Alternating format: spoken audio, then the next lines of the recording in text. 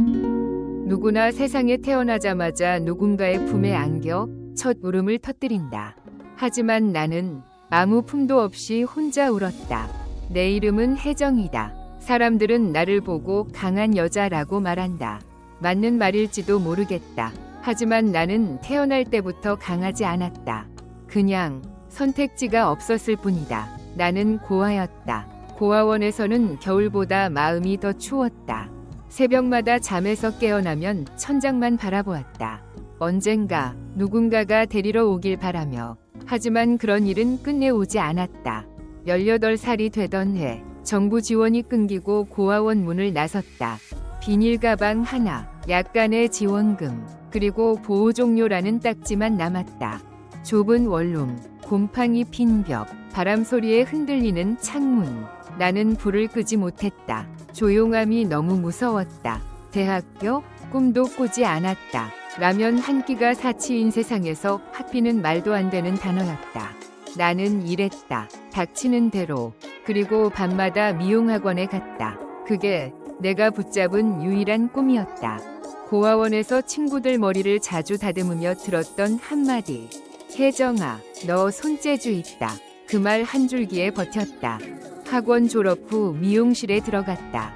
하지만 현실은 냉정했다. 커튼은커녕 바닥만 닦고 머리만 감겼다. 누군가는 내게 말했다. 최소 3년은 허드렛 일 해야 해. 나는 묵묵히 따랐다. 왜냐면 포기할 이유도 없었기 때문이다. 남들 퇴근 후 나는 가발에 가위질을 하며 손을 단련했다. 조명이 꺼진 샵 안, 내 그림자만 함께였다. 첫 고객을 맞던 날 손이 떨렸다. 그 사람은 이별 중인 여자였다. 짧게 잘라주세요. 다시 시작하고 싶어요. 그 말을 듣고 나도 다시 시작했다. 머리카락이 바닥에 떨어질 때마다 내 과거도 조금씩 사라지는 듯했다. 그리고 마침내 나는 매니저가 되었다. 31살.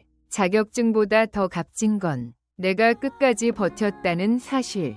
나는 가난했고 외로웠고 혼자였지만 내 두 손으로 내 인생을 세웠다. 그리고 그때까지만 해도 나는 몰랐다. 이 고요한 인생에 폭풍이 다가오고 있다는 걸. 너무 오랫동안 혼자 살아서 누군가가 날 기다려주는 느낌이 어떤 건지 잊고 살았다. 31살이 나는 진정한 의미로 혼자였다. 헤어샵의 매니저로 일하며 몇몇 단골 손님들과 가벼운 대화를 나누고 퇴근 후엔 늘 혼자 집으로 향했다. 같이 밥 먹자고 말해주는 사람도 오늘 힘들었지? 라고 묻는 사람도 없었다. 거리에서 연인들이 손잡고 걷는 걸 볼 때면 나는 고개를 숙이고 걸음을 재촉했다. 스스로에게 말했다. 괜찮아. 없어도 돼. 난 익숙하니까. 하지만 마음 한구석은 늘 공허했다. 사랑을 해본 적은 있었다. 25살 때 단골 손님이었던 남자와 눈빛을 주고받으며 잠시 마음을 열었다.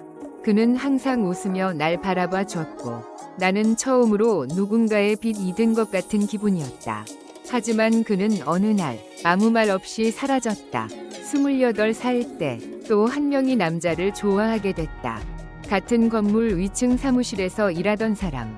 조용하고 배려심 깊었지만 여자친구가 있었다. 그의 여자친구는 어느 날 미용실로 찾아와 모든 직원 앞에서 나를 모욕했다. 남의 남자 훔치려 하지 마. 나는 해명하지 못했다. 사실 변명할 자격도 없다고 생각했다. 그 이후로 나는 스스로 사랑을 포기했다. 난 사랑받을 자격이 없어. 그렇게 마음의 문을 굳게 닫고 손님들의 머리를 다듬으며 감정을 묻었다. 그러던 어느 날 똑같이 반복되는 평범한 아침. 가게 유리문을 닫고 있는데 뒤에서 발소리가 들려왔다. 하얀 셔츠, 단정한 정장 바지, 살짝 피곤해 보이는 눈빛. 그는 조용히 인사했다. 안녕하세요. 10시 예약한 사람인데요. 머리 너무 화려하게 말고 단정하게 잘라주세요. 목소리는 낮고 차분했다. 바람처럼 스며드는 느낌. 나는 고개를 끄덕이며 그를 의자에 앉혔다.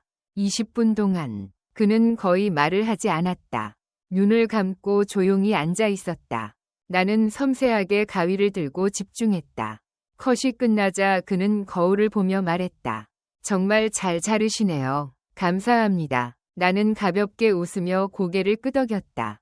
그리고 생각했다. 아마 다시 오진 않겠지. 하지만 다음 주 그는 다시 왔다. 그 다음 주도, 그 다음 달도. 그렇게 그는 나의 단골이 되었다. 그는 이름이 민준, 34세, 투자 컨설팅 회사를 운영하며 우리 미용실 위층 7층에 사무실이 있었다.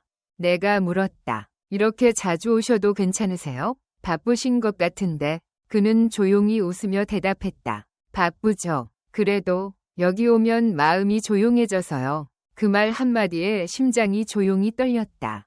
누군가에게 조용한 위로 가둘 수 있다는 건 처음 느껴보는 감정이었다. 그 후 우리는 가끔 엘리베이터에서, 근처 카페에서, 건물 옥상에서 마주쳤다. 민주는 말이 많지 않았지만 그의 질문은 언제나 진심이었다. 내가 왜 미용사가 되었는지, 하루 일과는 어떤지, 혼자 사는 건 외롭지 않은지. 그는 호기심이 아닌 관심으로 물었다. 불쌍해서가 아니라 그냥 알고 싶어서. 그의 시선은 처음이었다. 나를 바라보되 판단하지 않고 듣되 동정하지 않는 어느 비 오는 날 오후. 청소를 마치고 있는데 민준에게 메시지가 왔다. 방금 커피를 내렸어요. 옥상에 올라올래요? 밖은 비가 부슬부슬 내리고 있었지만 나는 우산을 들고 옥상으로 향했다. 민준은 우비를 입은 채 나무 의자에 앉아 두 잔의 따뜻한 커피를 들고 있었다. 시끄러운 카페보다 여기가 더 좋을 것 같았어요. 나는 웃었다. 그는 내 사소한 취향까지 기억하고 있었다. 커피는 블랙, 햇빛은 싫지만 옥상 바람은 좋아한다는 것까지.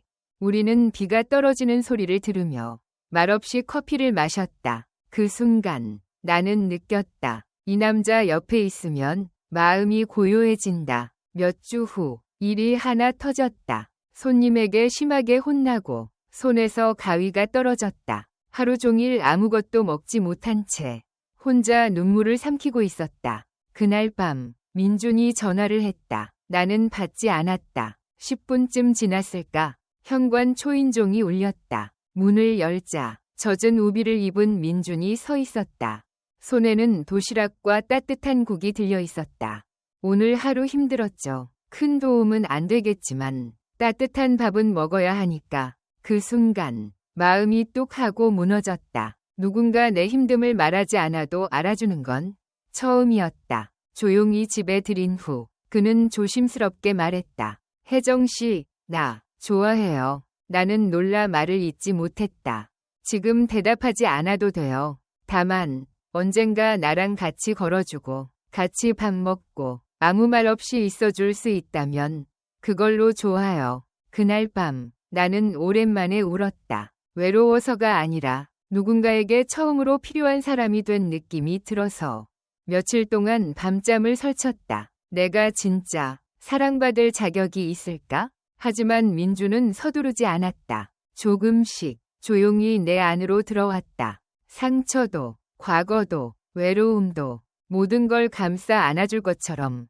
나는 결국 말했다. 연애는 잘 못해요. 그래도 같이 배워봐요. 그 후 우리는 연인이 되었다.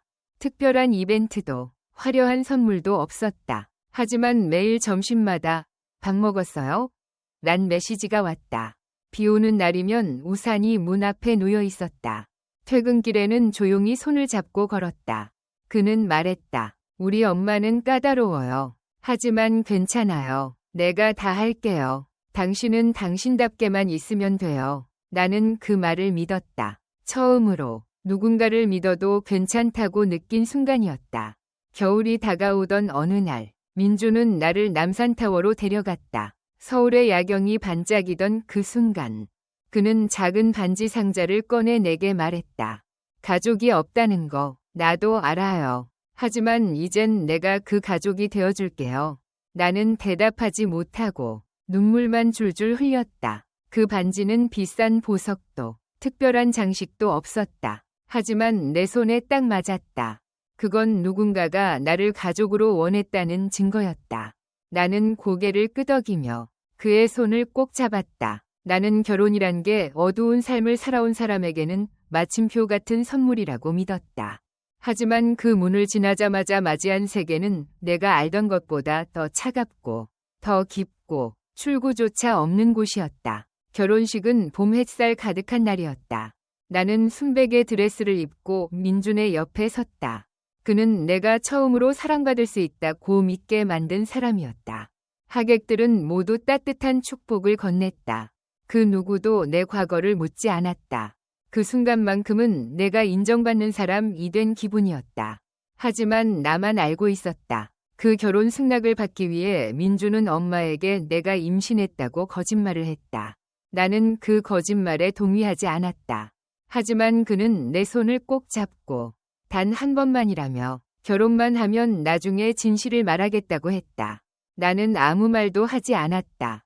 거짓으로 시작된 행복이 오래갈 수 있을지 모르겠다는 불안감이 있었지만 그를 거부할 용기도 없었다. 결혼 후 우리는 시댁 근처의 작은 아파트로 이사했다. 나는 특별한 걸 바라지 않았다. 그저 그와 조용히 평범하게 살 수 있길 바랐을 뿐이었다. 하지만 그렇게 간단하지 않았다. 결혼한 지 일주일도 안 되어 시어머니의 전화가 시작되었다. 식사 초대도, 대화도 아닌 청소, 빨래, 설거지, 욕실 청소까지 시키기 위한 호출이었다. 전화할 때마다 덧붙이는 말은 같았다. 혼자 와, 아들까지 데려올 필요 없어. 민주는 알았다. 그는 나에게 가지 말라고 했다. 하지만 나는 결국 갔다. 그가 나 대신 싸워야 할 이유를 만들고 싶지 않았다. 조금만 참고 견디면 시어머니도 나를 받아줄 거라고 믿었다. 하지만 나는 틀렸다. 시어머니는 나를 환영하지도 반기지도 않았다. 무엇을 해도 잘못이라며 지적했고 무시했다. 이렇게 닦는 거 누가 시켰니? 세제는 제대로 쓰고 있는 거야? 싸구려 청소법으로 우리 집 건들지 마라.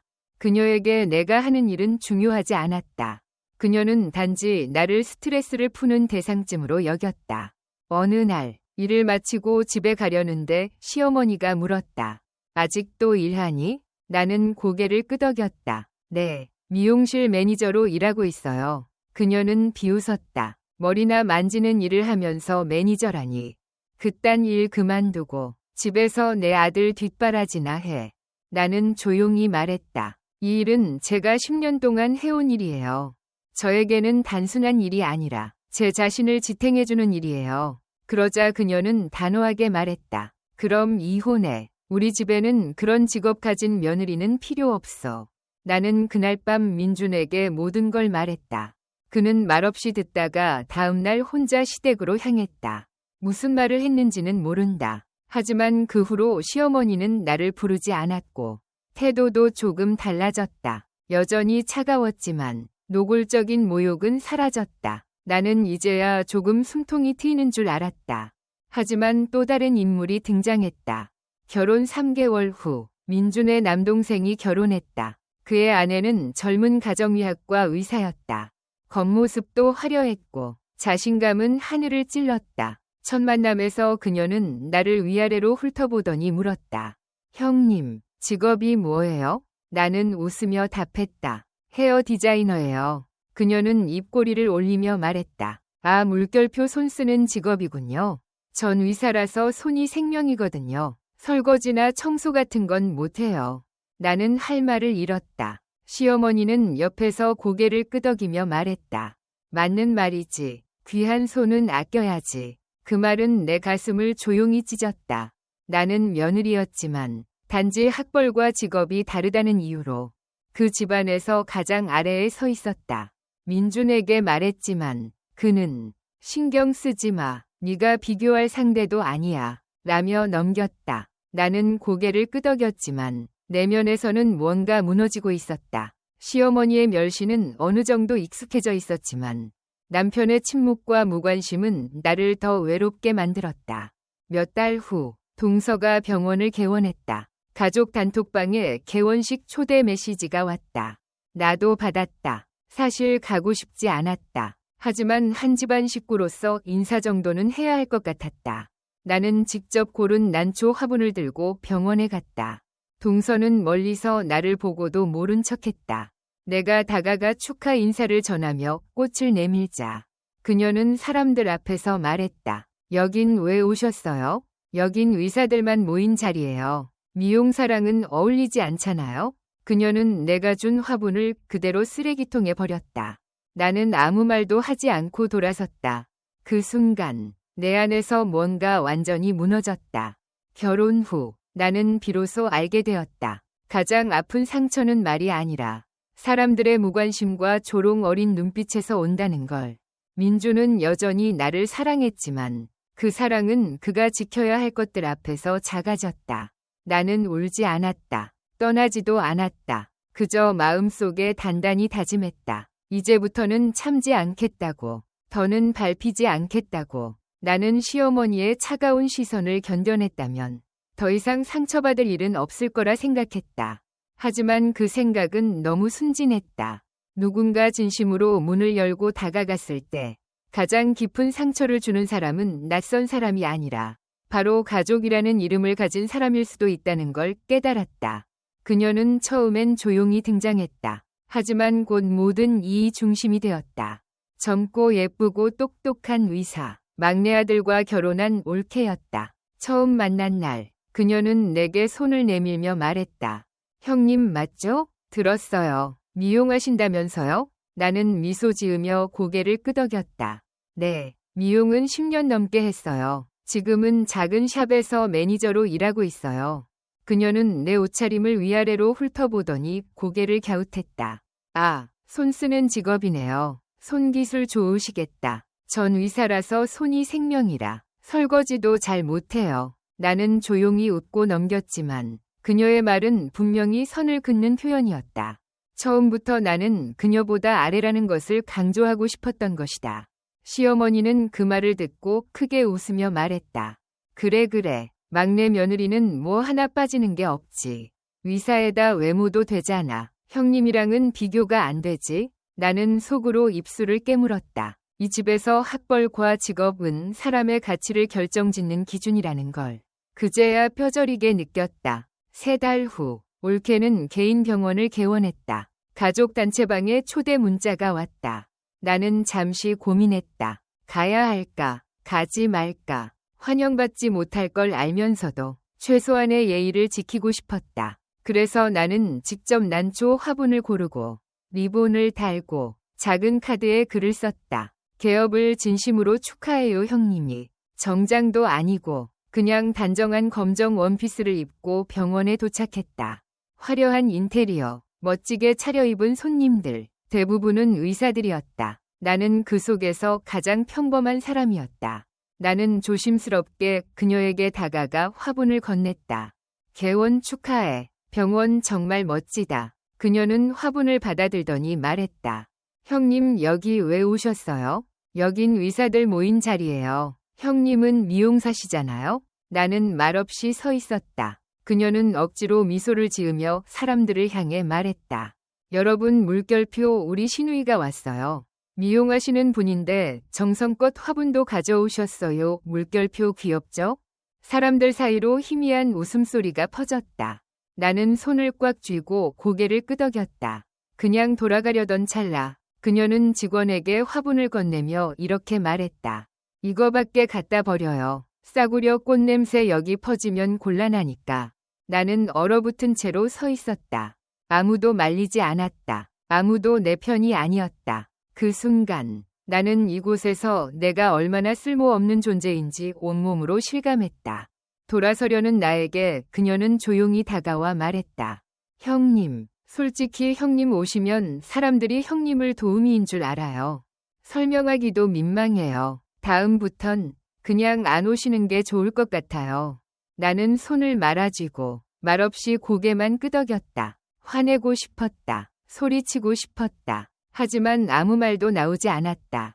내가 진심이면 언젠가는 마음을 열어줄 거라 믿었지만 그건 나만의 착각이었다. 집에 돌아와 민준에게 모든 걸 이야기했다. 그는 긴 한숨을 내쉬며 내 손을 잡았다. 미안해. 내가 말할게. 나는 고개를 저었다. 괜찮아. 난 앞으로 거리를 둘 거야. 더 이상 착한 형님 노릇 안 할래. 가족이란 내가 누구든 받아주는 곳이어야 하지 않을까. 하지만 이 집안은 나라는 존재를 평가하고 조롱하고 비교하는 곳이었다. 올케는 똑똑했고 능력도 있었다. 그리고 남을 짓밟으며 위에 서는 법을 아는 사람이었다. 나는 이제 더 이상 참지 않기로 했다. 조용히 다짐했다. 나는 더는 밟히지 않을 거라고. 어느 날 남편 민준이 내게 조심스레 말했다. 혜정아, 혹시 유전자 등록해본 적 있어? 요즘은 잃어버린 가족 찾는데 도움이 된다더라. 나는 웃었다. 30년 넘게 날 찾지 않은 부모가 이제 와서 찾을 리 없다고 생각했다. 하지만 민준의 권유에 못 이겨 병원에 가서 유전자 등록을 했다. 그저 한번 해보자는 마음이었다. 기대도 없었고 관심도 없었다. 그로부터 일주일 뒤 낯선 번호로 전화가 왔다. 고객님의 유전자와 99.99% 일치하는 친부를 찾았습니다. 그 순간 숨이 멎는 듯했다. 주변 소리가 전부 사라지고 가슴이 쿵쾅거렸다. 민준에게 말하자 그는 조용히 말했다. 함께 가자. 꼭 만나보자. 병원에서 재검사를 하고 나서야 마주한 친부는 말없이 날 바라봤다.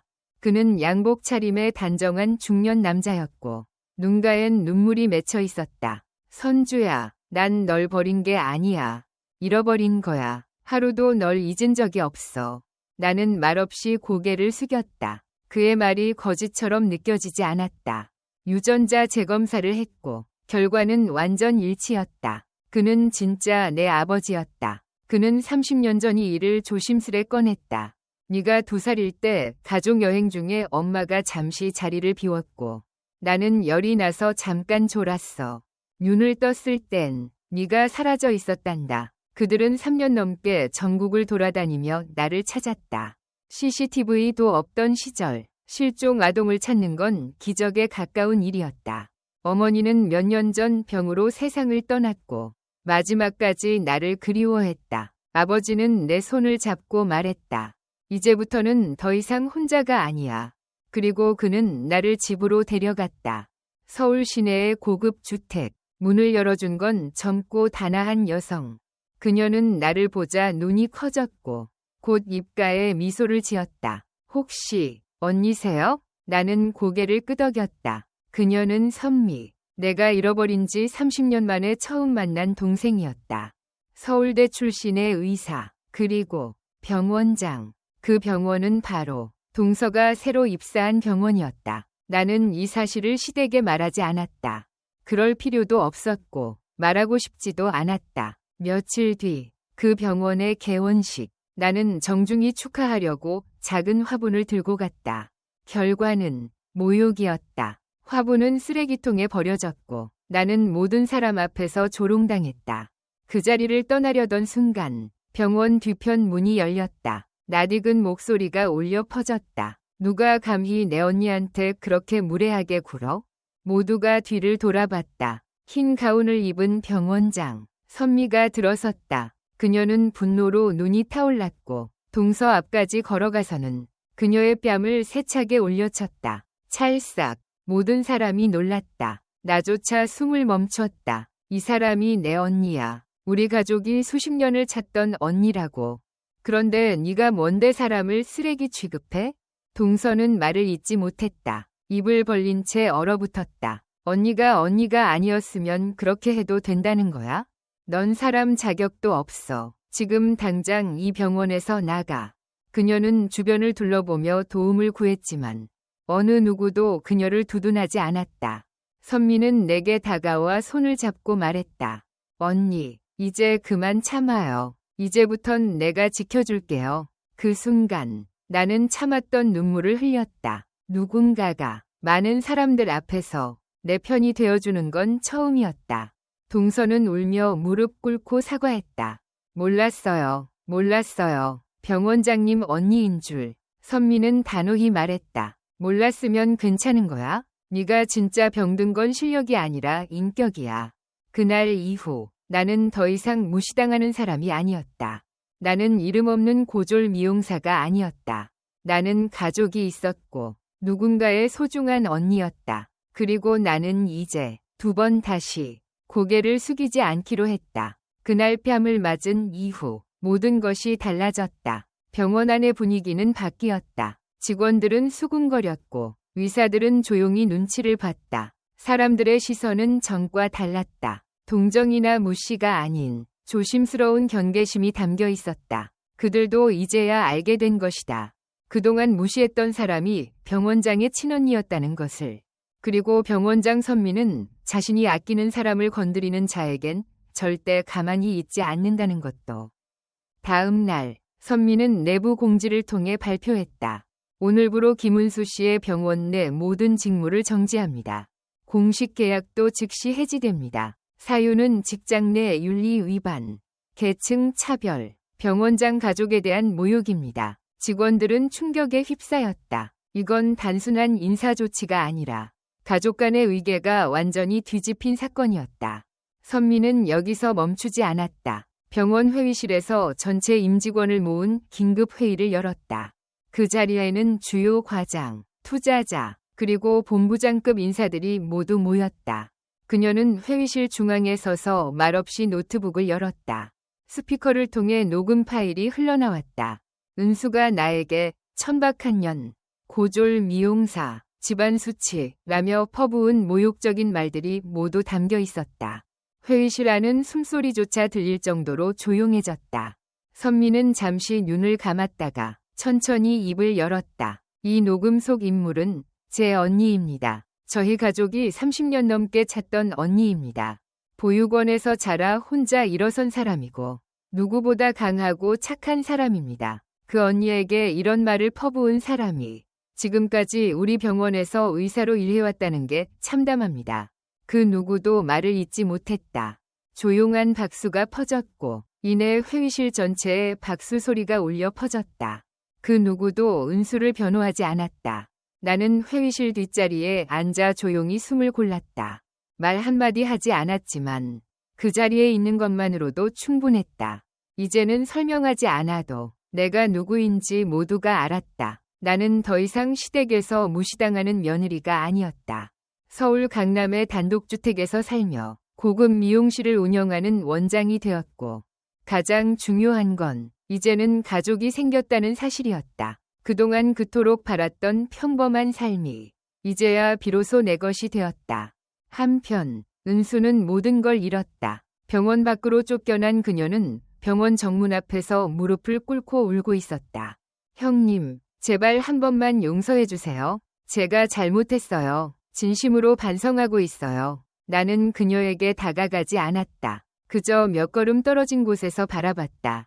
잠시 후 나는 조용히 입을 열었다. 그날 네가 말했지. 내가 형님이라 창피하다고. 지금 내 기분은 어때? 은수는 아무 말도 하지 못했다.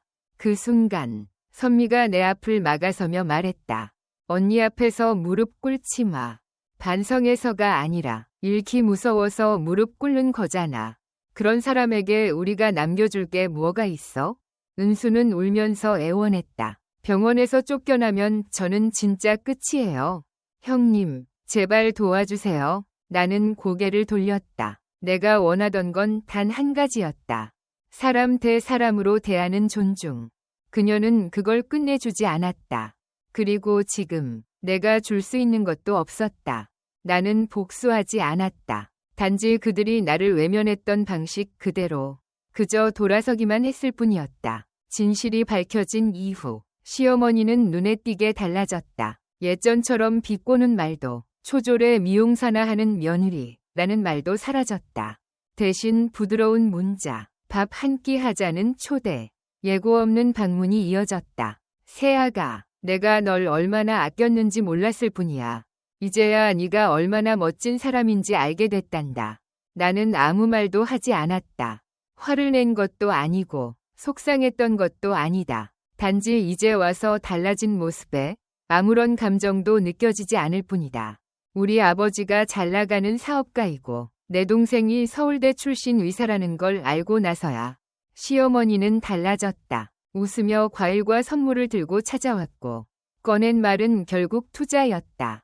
사돈 어른이 민준이랑 그 동생 사업에 조금만 투자해 주시면 얼마나 좋겠니? 두 사람 다 똑똑하고 야망도 있으니 기회만 있으면 대박 날 거야. 나는 그저 조용히 웃으며 대답했다. 어머님, 예전엔 제가 이 집안에 어울리지 않는다고 하셨잖아요. 그럼 이제 저도 투자자는 아닌 것 같아요. 시어머니의 얼굴이 굳어졌다. 그래도 다시 부드러운 톤으로 말을 이어갔다. 그런 말 하지 마라. 새아가, 과거는 다 잊자. 이젠 정말로 너를 딸처럼 생각하고 있다. 나는 조용히 고개를 저었다. 이미 늦었어요. 어머님, 제가 가장 힘들고 외로울 때 따뜻한 말 한마디, 따뜻한 눈길조차 주시지 않으셨잖아요. 그땐 저를 외면하셨으면서 이제 와서 제가 가진 걸 보고 딸이라 부르시는 건 너무 편한 선택 아닌가요? 시어머니는 그 자리에서 아무 말도 하지 못했다. 처음으로 내 말 앞에서 침묵했다. 나는 조용히 자리에서 일어나 문을 닫았다. 가족이란 혈연이나 결혼증명서로 결정되는 게 아니다. 내가 가장 약하고 무너질 때 누가 내 곁에 있었는가로 증명되는 것이다. 나는 한때 용서란 약한 사람만이 택하는 선택이라 생각했다. 정면으로 맞서 싸울 용기가 없는 사람, 복수할 힘이 없는 사람이 택하는 도피라고 여겼다. 하지만 그건 내 마음이 아직도 상처로 덮여 있었기 때문이었다. 이제는 안다. 용서란 잘못을 잊는 것도 그들의 행동을 정당화하는 것도 아니다. 그저 나 자신을 과거의 고통에서 풀어주는 것일 뿐이다. 지금 나는 매일 아침 눈을 뜨고 강남 미용실의 문을 열고 햇살과 커피 향을 마신다. 이젠 커피가 그렇게 쓰지 않다. 아마도 내 마음이 더 이상 쓰지 않아서일 것이다. 더 이상 의심의 시선도 조소도 없다. 밤마다 내가 뭘 잘못했을까 고민하며 울던 시간도 없다. 나는 이제 진짜 가족을 얻었다. 아버지는 자주 전화를 걸어 오늘 피곤하지 않았니? 라고 물어주고 동생은 아무리 바빠도 일주일에 한 번은 내 샵에 들른다. 그리고 남편, 이젠 나를 보호할 필요도 없다. 왜냐하면 나는 나 자신을 지킬 수 있게 되었으니까. 어느 날 아침 가게 문을 열자 발밑에 편지 봉투가 놓여 있었다. 보낸 사람 없이 익숙한 필체만 남아 있었다. 은수였다. 형님, 용서를 바라는 건 아닙니다. 그럴 자격이 없다는 걸 잘 알아요. 하지만 그날 꽃을 들고 웃던 형님을 외면했던 그 장면이 밤마다 떠오릅니다. 제가 너무 잔인했어요. 죄송합니다. 나는 편지를 조용히 접었다. 울지도 분노하지도 않았다. 그저 긴 숨을 내쉬었다. 가슴속 돌덩이 하나가 툭 떨어지는 기분이었다. 예전의 나였으면 소리쳤을지도 모른다. 너무 늦었어. 이젠 소용없어. 라고 말했을지도 모른다. 하지만 지금은 이미 아프지 않다. 나는 그녀에게 연락하지 않았다. 답장도 말 한마디도 없었다. 보여주기 위한 용서는 의미가 없다. 용서는 더 이상 그 사람을 떠올릴 때 마음이 무너지지 않는 것이다. 그 사람을 원망하지 않고 증오하지 않고 그저 삶에서 천천히 내려놓는 것. 그걸로 충분했다. 나는 승자가 아니다. 그리고 그녀도 패배자가 아니다. 우리는 단지 각자의 길로 갈 뿐이다. 나는 미움을 품지 않기로 선택했다. 그 대신 조용한 삶과 진심 어린 관계를 택했다. 지금 내 옆엔 나를 사랑해주는 가족, 존중해주는 사람들, 그리고 나 자신이 있다. 만약 누군가 나에게 묻는다면 당신 그들을 용서했나요? 나는 조용히 미소 지으며 대답할 것이다. 아마도요. 그들이 자격이 있어서가 아니라 내가 평화를 누릴 자격이 있는 사람이기 때문에. 나와 민주는 한 번 결혼식을 올린 적 있다. 그날 나는 하얀 드레스를 입고 예식장에 들어섰지만 가슴 속은 설렘이 아닌 두려움으로 가득했다. 시어머니의 차가운 시선, 하객들의 수군거림, 고아의 고졸, 미용사 출신 신부라는 말이 내 귓가에 맴돌았다. 그 결혼식엔 꽃도 있었고 사람도 많았지만 가장 중요한 게 없었다. 평온함. 어느 날 노을 진 오후에 민준이 말했다. 우리 다시 결혼하자. 드레스도 없고 꽃도 없고 하객도 없어도 돼. 단 하나, 내 손만 내 손에 있으면 돼. 나는 웃었다. 농담인 줄 알았다. 하지만 그날 그는 나를 한 곳으로 데려갔다. 우리 미용실 근처의 작은 공터. 해가 지고 바람이 선선하게 불던 그곳. 그는 작은 담요를 깔고 따뜻한 커피 2잔을 놓고 조그만 반지 상자를 꺼냈다. 우린 너무 많은 걸 버텨냈잖아. 이번엔 누구의 허락도 아닌 내가 너를 다시 사랑하고 싶어서 결혼하고 싶어. 나는 아무 말도 하지 못했다. 그저 손을 내밀었다. 그는 조심스럽게 반지를 내 손가락에 끼웠다. 꽃도, 박수도, 음악도 없었지만 내 심장은 조용히, 하지만 아주 깊게 울렸다. 우리 둘은 아무도 없는 결혼식을 올렸다. 하지만 우리야말로 서로의 삶에서 가장 확실한 증인이었다.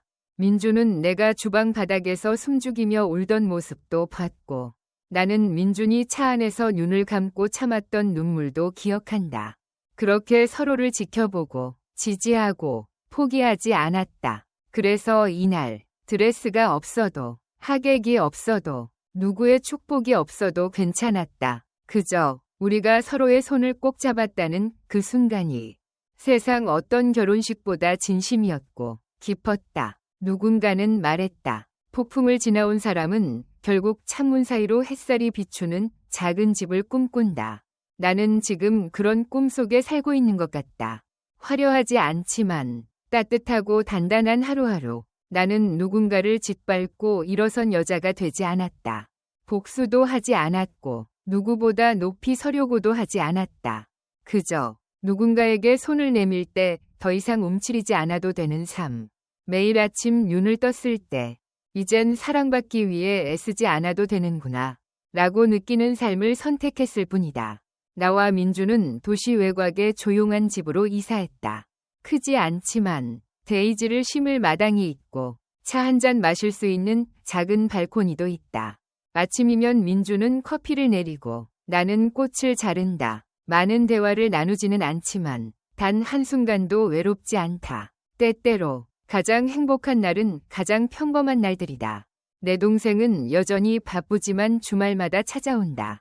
아버지는 직접 만든 요리 사진을 보내며 묻는다. 언제 와서 아빠랑 같이 밥 먹을래? 미용실도 여전히 운영 중이다. 손님은 많지 않지만 모두 나를 믿고 오는 단골이다. 화려한 홍보는 필요 없다. 진심을 담아 머리를 만져주기만 하면 그건 충분하다. 나는 한때 누군가가 내게 사과하길 바랐다. 하지만 지금은 안다. 진짜 행복은 더 이상 사과를 기다리지 않는 것이다. 왜냐하면 그 상처들은 이미 아물었기 때문이다. 오늘 아침 나는 편지 한 통을 받았다. 보낸 이 없음, 주소도 없음. 봉투 앞에는 한 문장만 적혀 있었다. 이 편지를 읽게 된다면 나를 용서해다오. 자격 없는 부탁이지만 나는 봉투를 열었다. 흔들리는 필체. 그러나 익숙했다. 시어머니였다. 새아가야. 이렇게 불러도 될까 싶구나. 하지만 너를 그 여자라고 부를 순 없었다. 아직도 내 마음 어딘가엔 너는 이 집안에 진심으로 들어왔던 사람이니까. 그런 너를 나는 보지 못했다. 나는 편지를 내려놓았다. 손이 살짝 떨렸다. 놀라움, 아니 놀랍게도 아직도 나를 기억해주는 사람이 있었다는 사실이. 나는 교만했다. 사람을 평가할 권리가 있다고 착각했고 모든 걸 잃고 나서야 알게 되었다. 어떤 사람은 처음부터 아끼지 않으면 다시는 곁에 오지 않는다는 걸. 그날 내가 집을 나섰을 때 그녀의 눈빛이 떠올랐다. 차갑고 위압적이었다. 하지만 지금 이 글 속의 그녀는 모든 걸 잃은 사람의 고백처럼 느껴졌다. 나는 네가 돌아오길 바라지 않아. 다시 내 곁에 서주길 바라는 것도 아니야. 다만 어느 날 네가 길가에 서 있는 늙은 여인을 본다면 그 여인의 손에 장바구니가 있고 눈이 먼 곳을 향하고 있다면 너는 한 번쯤 이렇게 생각해줬으면 해. 한때 큰 잘못을 했지만 그걸 뼈저리게 후회한 사람이구나. 나는 조용히 편지를 접었다. 눈물도 한숨도 없었다. 그저 종이 한 장 꺼내어 몇 자 적었다. 그 편지를 꽃병 옆에 놓았다. 용서합니다. 하지만 다시 돌아가지 않겠습니다. 감사는 남아있지만 인연은 놓겠습니다. 제때 놓아야만 과거는 족쇄가 아닌 깨달음이 된다. 이 뜻깊은 이야기를 들어주셔서 진심으로 감사합니다. 여러분의 소중한 의견을 댓글로 남겨주세요. 매일 밤 이야기 하나 채널을 구독하시면 삶 속에 더 많은 의미와 따뜻한 이야기들을 만나실 수 있습니다.